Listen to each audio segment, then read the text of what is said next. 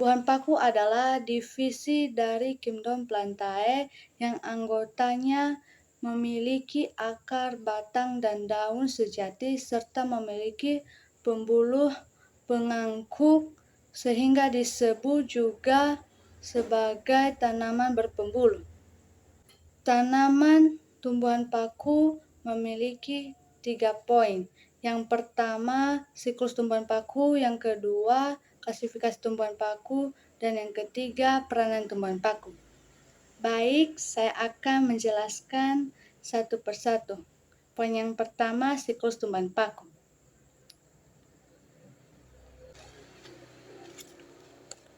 Di sini ada gambarnya tentang siklus tumbuhan paku. Tumbuhan paku mengalami tahap meiosis, yaitu terjadinya pembelahan. Tahap selanjutnya terjadinya perkembangan spora, sehingga menjadi protalium. Protalium akan menghasilkan antheridium dan archegonium. Antheridium menghasilkan sperma, dan archegonium menghasilkan ovum. Sperma dan ovum mengalami fertilisasi atau pembuahan, sehingga menghasilkan zigot. Zigot akan membentuk embrio. Embrio akan berkembang menjadi sporofit. Sporofit dinamakan juga sebagai tumbuhan paku. Sporofit akan menghasilkan spora. Spora disimpan ke dalam sorus. Sorus juga adalah alat perkembangbiakan tumbuhan paku.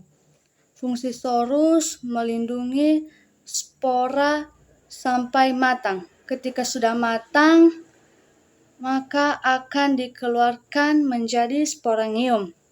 Sporangium akan terpecah dan kembali melakukan tahap-tahapan siklus tumbuhan paku, mulai dari perkembangan spora sampai ke sporofit. Tumbuhan paku memiliki 2 fase. Yang pertama, fase gametofit, dan yang kedua, fase sporofit. Fase gametofit mulai dari perkembangan spora sampai bertemunya sperma dan ovum. Fase sporofit mulai dari zigot sampai sporangium. Baik, demikianlah penjelasan tentang siklus tumbuhan paku. Baik, selanjutnya poin yang kedua, klasifikasi tumbuhan paku. Yang ini namanya tumbuhan paku. Klasifikasi tumbuhan paku ada 4. Yang pertama, tumbuhan paku kurba, yang kedua, tumbuhan paku kawat, yang ketiga, tumbuhan paku ekor kuda, dan yang keempat, tumbuhan paku sejati. Baik, saya akan memperjelaskannya satu persatu. Yang pertama, tumbuhan paku kurba. Tumbuhan paku kurba merupakan tumbuhan yang paling sederhana.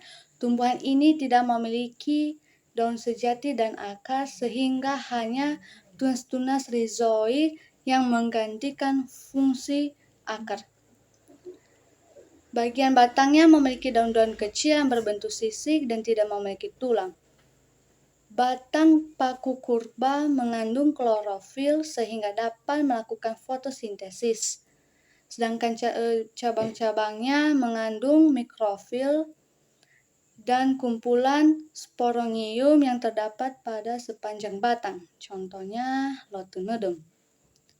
Poin yang kedua, tumbuhan paku kawat. Tumbuhan paku kawat memiliki batang dan akarnya. Batangnya berupa garpu, memiliki daun-daun yang kecil yang berbentuk sisik yang tersebar pada batangnya. Beberapa tumbuhan terdapat lidah daun yang disebut dengan ligula. Sporangium yang berkumpul membentuk strobilus di ujung batang dan cabangnya. Contohnya Selaginella caudata. Poin yang ketiga, tumbuhan paku ekor kuda. Tumbuhan paku ekor kuda berupa ternak yang tumbuh subur di tempat yang lembab. batangnya berongga dan cabang-cabangnya yang berkarang pada buku-buku daun. Batangnya yang berkarang terdapat daun-daun kecil yang berbentuk sisik. Sporangium terletak di sisi bawah sporil yang tersusun dalam strobilus. Contohnya Equisetum sp. Poin yang keempat, tumbuhan paku sejati. Tumbuhan paku sejati adalah tumbuhan yang paling sempurna dan memiliki ukuran yang lebih besar daripada tumbuhan paku lainnya. Tumbuhan paku sejati muda akan menggulung daunnya dan ketika dewasa, daunnya itu akan membentuk sayap. Sporangium terdapat pada sporofil yang tersusun dalam sorus. Sorus terletak di berbagai tempat. Ada di permukaan daun, atas atau bawah, di ujung, dan di tepi daun. Tumbuhan paku sejati hidup di tempat teduh dan lembab. Contohnya menempel pada tumbuhan lain di perairan dan tumbuh di tanah. Contoh tumbuhan paku sejati Adiantum verleyens. Baik, demikianlah penjelasan tentang klasifikasi tumbuhan paku. Baik, yang terakhir poin yang ketiga, peranan tumbuhan paku. Peranan tumbuhan paku adalah proses pembentukan buah tanah atau humus dan melindungi tanah dari erosi. Manfaat bagi manusia yaitu mempunyai potensi sebagai bahan pangan, bahan dasar untuk kerajinan tangan, hiasan tanaman, obat-obatan, bioremediasi, dan lain-lain. Demikianlah penjelasan saya tentang tumbuhan paku. Semoga bermanfaat.